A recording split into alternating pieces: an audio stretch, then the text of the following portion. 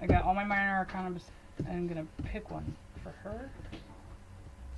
Queen of Cups. Is a woman whose throne is right on the ocean's edge. A water is typically symbolic to the unconscious and feeling. That explains her dream problem she's having. Essentially, her dreams are based on the potential ruin of her success with love, or be successful with ruining the stagnant sorts of second house issues. This all stems back to self-love issues and being with toxic people and in general. So her and I talked about her love life last year. What is the scenario going on with that now? Love life. Just looking at these cards initially, I want to smack whoever the hell she's talking to. It's my first thing. The cruelty, the mental abuse or cruelty. The initial, before she contacted me, what was inspiring her to do so was her self-defeating behaviors. I got that card again. And what will happen as a result of us talking about this is the eon, meaning that it's universal. And then what will result in her and I having this discussion is there will be an abundance of understanding. Yeah.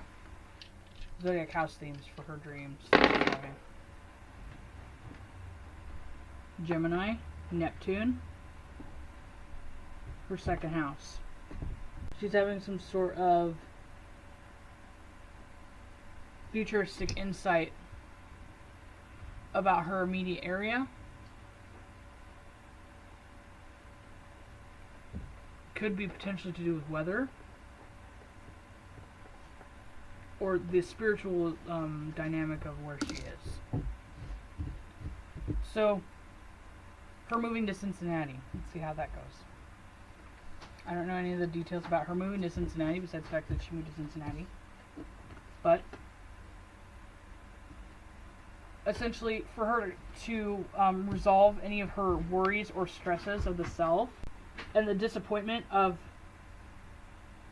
the Queen of Cups, which is her,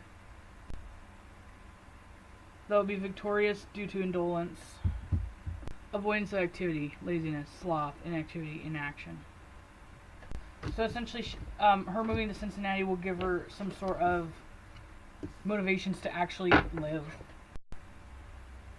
So, the illness was caused by success of the defeating behavior and the lack of changing it, and how it contributes to her health and her emotional well-being. Seems like you got sick somehow related to your move, and that your move was kind of like a thing out of desperation to either, try to reconcile something that I don't think you should, or to get away from something that cannot be reconciled, which we're both aware that you can't, despite how much you try. And girl, I'm right there with you. Been there, done that, totally understand. We both have the same rising, the same MC, hopeful wishes, dreams, hoping everything will work out, and it just doesn't. It just doesn't. And trust me, all the hope in the world does not make it better, and it doesn't make you accept it any easier. As a matter of fact, it just makes your fall even higher. You're just putting yourself on cloud 9 even higher and higher, and the fall is even more treacherous than if you were to cut it off ahead of time. Whoever this is the origin of a lot of your emotional issues. I'm not saying that you haven't had emotional issues prior to this, but this person exacerbates it. Whoever they are.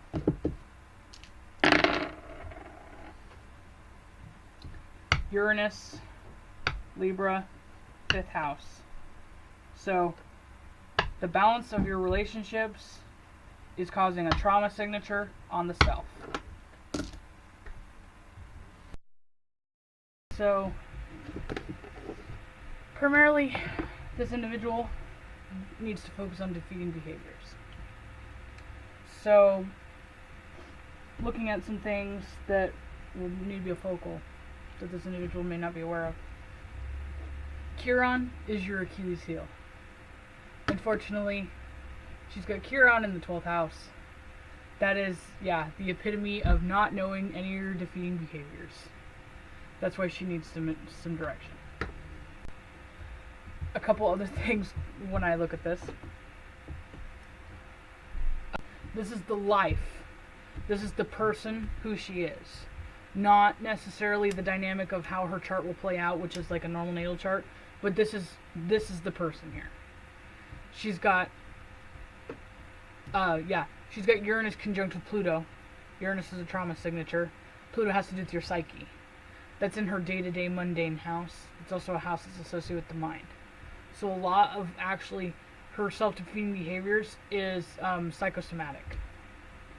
And again, she also in this case has Neptune in the 8th house of her individual secrets, meaning that she actually masks a lot of her self-defeating behaviors and actually doesn't vocalize a lot of it. And she's got just the whole reinforcing the mental thing. She's got, look at the mental houses. So the mental houses is the 3rd house. She's got Venus conjunct the ascendant. So her relationships primarily like govern her whole mentality. And that's something she needs to absolutely break. The 6th house has to do with her day-to-day and her discernment and her basically deciding, is this person good for me or is this person good for me? Is this choice good for me or is this choice good for me? And because she's got Chiron in Pisces in opposition with that, that insinuates that she never puts herself first. So her entire mental dynamic is completely derived from her relationship with whoever is the most important to her that's never herself. Yeah. And then her having the polar ascendant with Neptune in the 8th house means that she hides that she doesn't put herself first. And she hides her defeating behaviors. And she hides the fact that a lot of actually her neglecting herself and not putting herself first is actually her entire downfall. Yeah. She's got a trauma signature with Uranus in Virgo. Mind. She's got Black Moon Lilith in Sagittarius. Yep.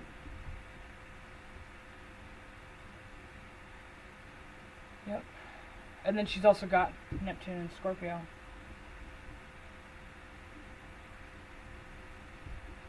So, a trauma signature with lack of discernment. Her having really far-fetched ideations and, what's important. Sagittarius, Black Moon Lilith. And her underlying just toxic or destructive, self-destructive mentality. Yeah. So the cruel irony of this is that she's an Aries. Aries are always supposed to be like, I'm first, I'm important, me, me, me. And life's irony, right? She's not the most important thing in her life. And she knows that. Yeah.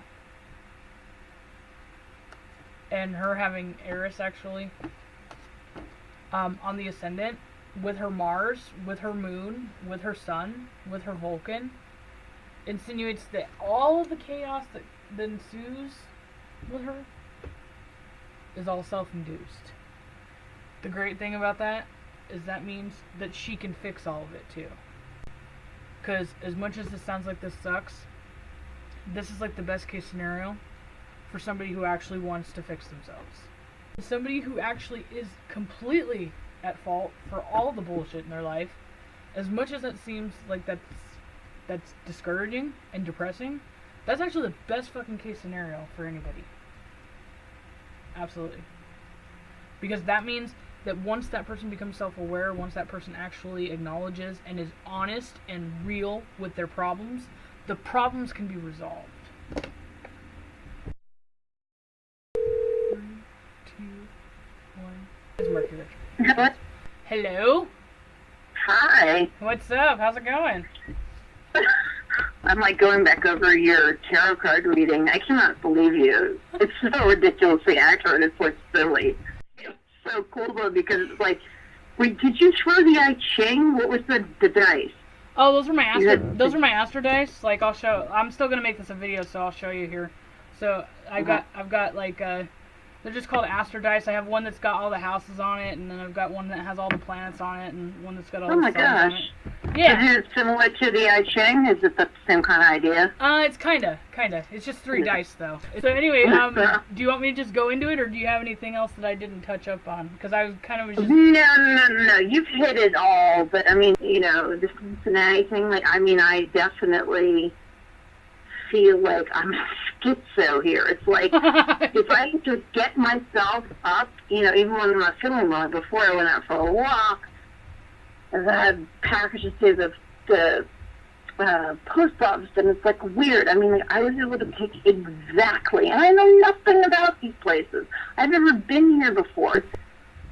I'd say at this point, like, the people that are, you know, driving me insane, you're not going to find. You're going to be like, Jesus Christ. But contact with the guy that I actually have the relationship with. Wow. Because of my illness for like 2 years, I guess now. Because when I moved, I was like, I'd have to like try and contact him until I left. But it's a really weird situation. It's very strange, and it goes into layers of things that are just would blow your mind. But I pulled all my parents and my sister's charts, you know, from Astrological up to look at it, because they're the culprits. Like, all of the people, like, and my sister, my mother, my father, and me, we all have like late 20-degree connections. Yeah. And I keep seeing the 22-degree connections, and then the guy that actually loved me, but I actually dissed him originally. Right.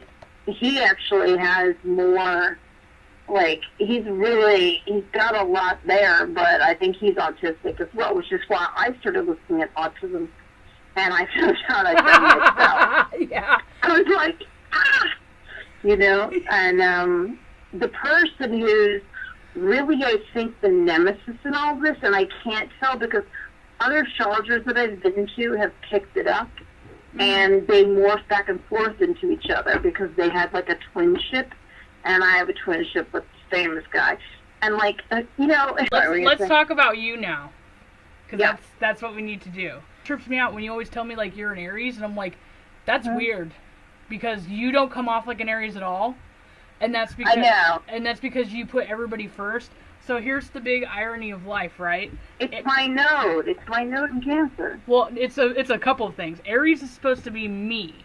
Aries is I am, me, my, I. You only said I maybe a couple of times. So that's your first defeating behavior that we need to address. So selfish I. It's just an I that needs to be made an I. You need to focus on you.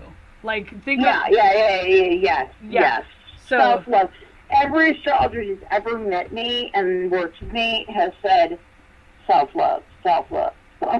You were saying it on the thing today. I was like, Jesus, here we go. Yeah, well, we're gonna go into deeper about that, because I'm not like one of those half-ass astrologers. So first off, what I was saying initially before I called you is that a lot of this is psychosomatic. So you have a Uranus-Pluto conjunction. So that's supposed to be a generational signature, but it's in Virgo, and you have it in the Virgo house. So a lot of actually the situations that you put yourself in are all psychosomatic. A lot of it is guilt as well. So you need to understand that.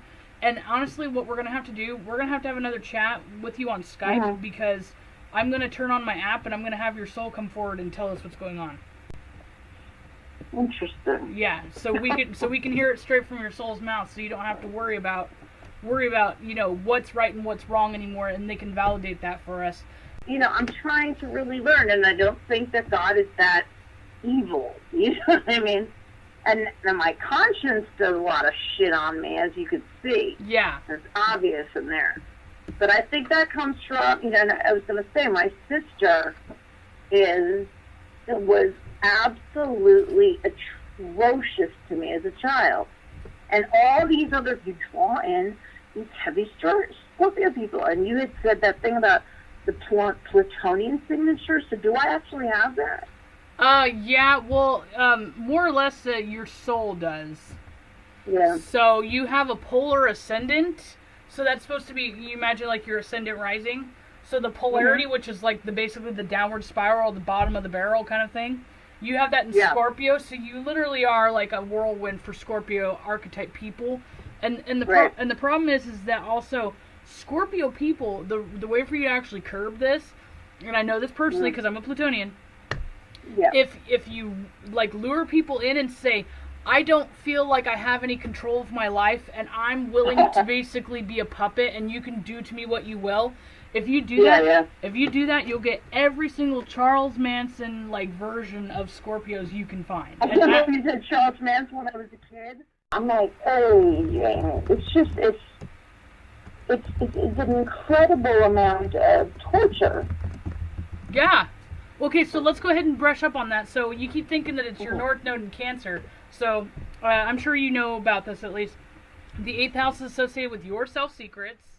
And so you having a Scorpio and the polar ascendant in Scorpio in that house means that some of the really dark, like sadistic stuff that you've done is your secrets, which you kind of just already spilled that for me. Well, that's my thing, is that everybody that I went to, and these were good astrologers, who I picked them myself, and as much as that, like, Michael Ludemitz just told me I was like a Queen Anne's table. At the end of it, he finally, like, he wouldn't tell me anything I wanted to ask him. He was such a dick. And he just wanted to come to concept. He's a pain in the ass. But it's just from being famous, I'm sure, from what I know. Oh, yeah. And It's at the end of the day, he said, you're people. Yeah, definitely. Definitely. So, in your solar chart right here, basically you have Chiron and Pisces in your 12th house. So you have a difficulty gaining your own sense of individuality. I've already nailed that on the head quite a few times. Yes. You have the ability to feel others' pain and may need to detach or meditate in order to basically, not grieve for other people. Or go and hide. Yeah, right. You may also suffer from your own deep or personal grief. You may work or serve as a healing institution. You have the potential of being a spiritual healer and a catalyst for healing others once you address your own issues. So just like exactly. Yeah, is that like I looked at your soul chart.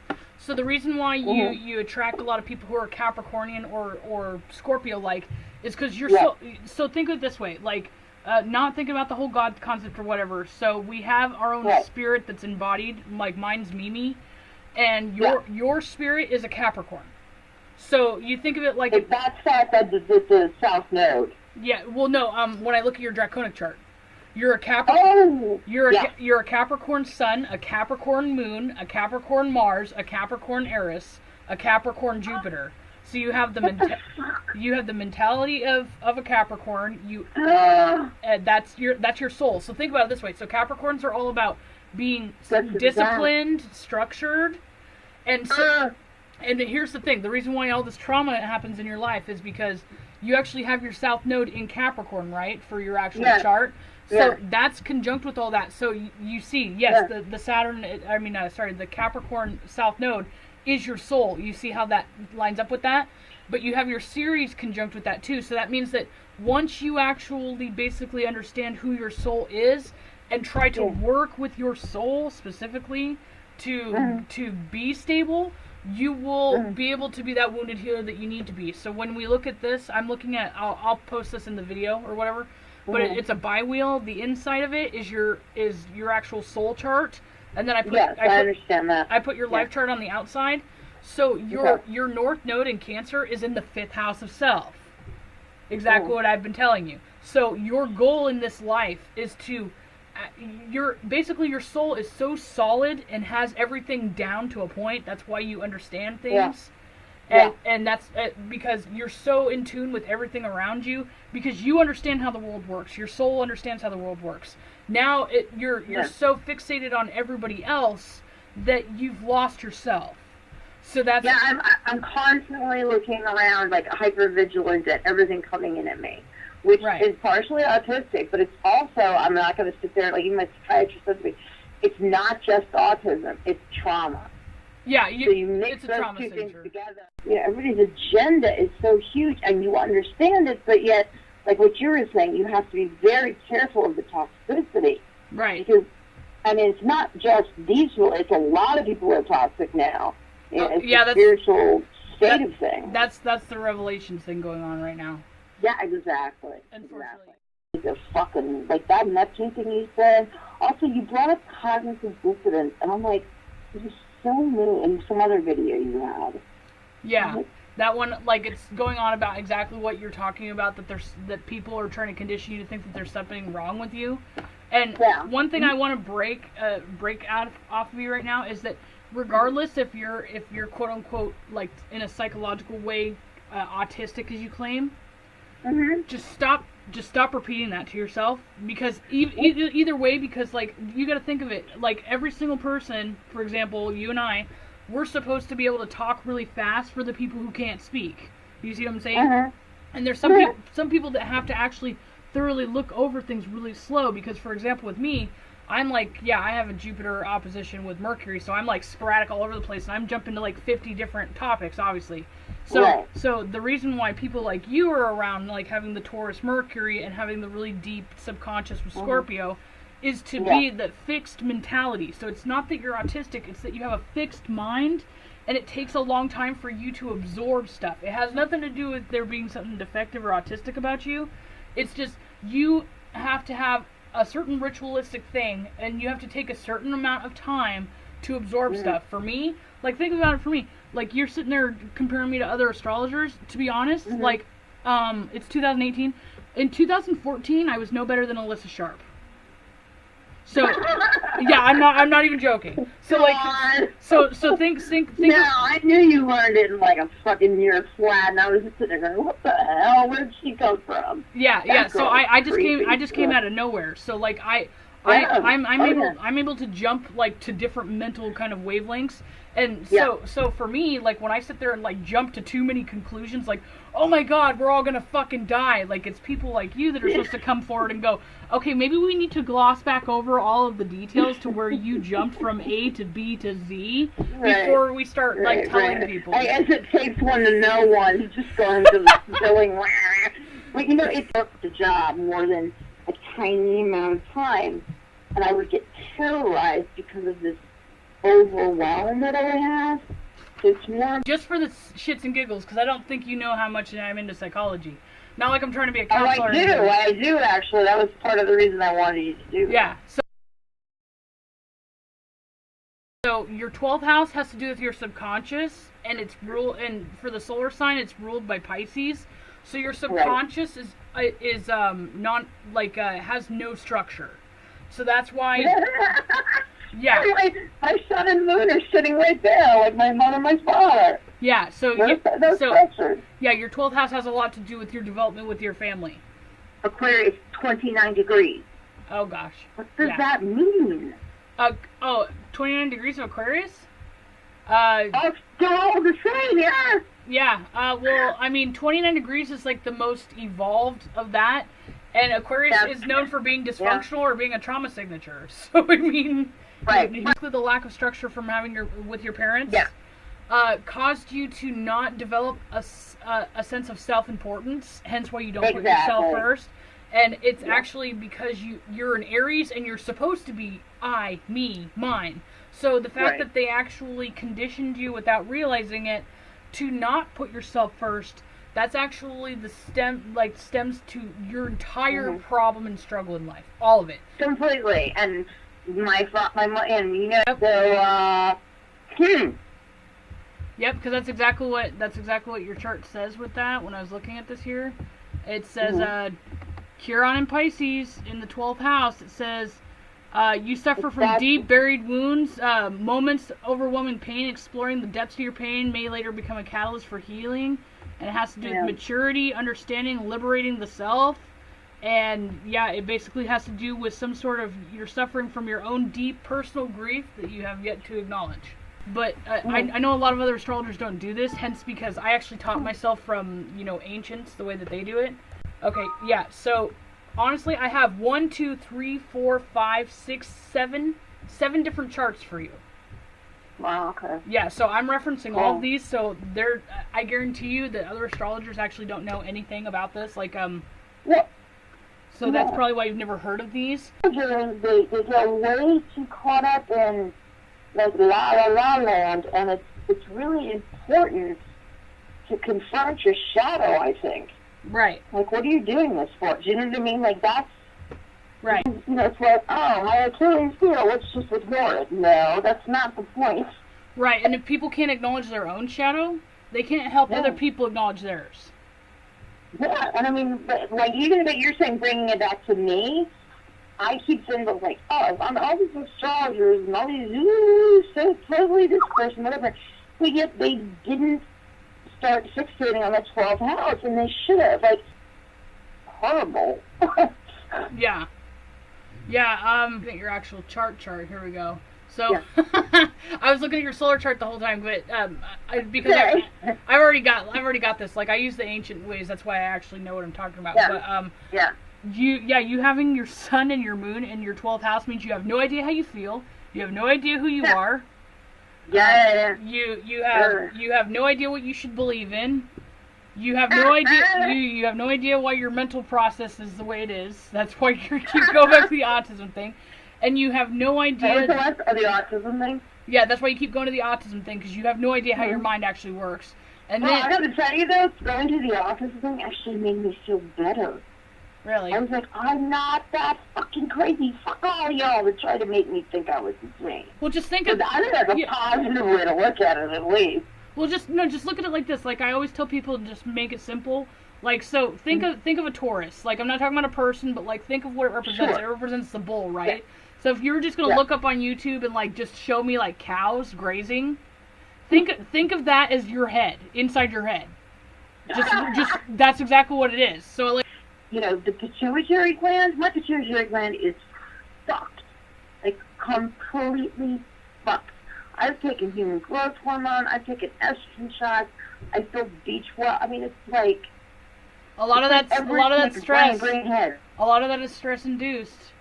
Like your pituitary gland could be totally. That's what every doctor told me. Yeah. I'm like, what is it? They're like, but I almost got one cancer scare at one point, and then it went away, thank God. But female stuff. Yeah, no, But I can see that, because like again, like cancer's stress related. Yeah. And here's, I'm not trying to scare you or anything. This is going to be your motivation for this. But when Uranus goes into Taurus, your cancer scare may come back, and it might be real this time. We stand up, but you go outside and it's like a mood swing. She wasted all her money and made like my life even more stressful. It was just crazy though. Yeah. And I have that too in my dreams. Like what is wrong with me? You know what I mean? And I think that's the other we can let this digest for a couple days and let you watch this a couple times, and then Yeah. I'll do another follow-up without talking to you directly, and kind of make sure I addressed anything we talked about, and then we'll have another chat. Yeah, and I was saying so much, right? All right, yeah, no problem. I'll talk to you soon. Okay, take care. All right, bye. Bye. Julie, you are priority. You are priority. Aries is about me. Repeat this after me. I am me, my, I. Think about this when you watch this again. Your spirit, God is the spirit, aka your soul. So your soul is you. I, me, mine. When you neglect yourself, you neglect your soul too. And if you're neglecting your soul, you're neglecting God. Because the God is you. Watch this as many times as you need to. Condition this. You need to learn this. You having a Taurus Mercury, despite if you think it's autism or not. I remember when I was raising livestock in like school, because I decided to never do bulls or steer because they never listen. It takes them a long time for you to actually train them. That's why I stuck with lambs. Lambs are easily led, which is also another association. Rams, lambs with Aries. You're being easily led because of the lack of structure in your life, but you're supposed to be raised, just like with the lambs, to lead themselves. You have yet to do that. That needs to be addressed. Those are your main concerns. You are your first priority. Don't forget that. Don't ever forget that. Julie, is number one. Start acting like it.